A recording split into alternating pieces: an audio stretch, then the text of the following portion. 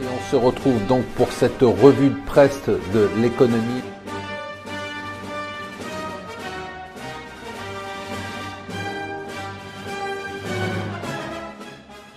Bonjour et bienvenue sur Mon Financier pour le Morning Zapping. Nous sommes le lundi 12 février. Bien évidemment, alors la question qui agite absolument tous les journaux français, américains, internationaux, financiers bien évidemment.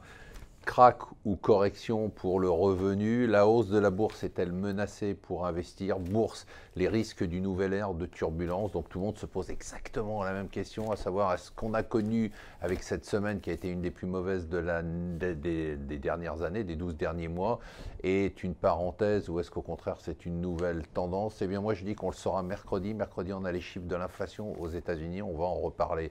Alors ce qui agite bien évidemment les marchés, ce qui a déclenché la baisse des marchés, c'était la hausse des salaires aux États-Unis plus importante que prévu.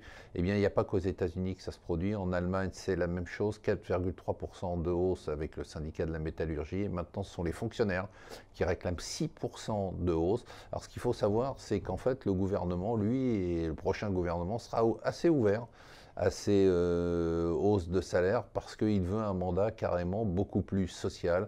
L'idée est de partager les fruits d'une croissance et les fruits d'une croissance, il y en a beaucoup.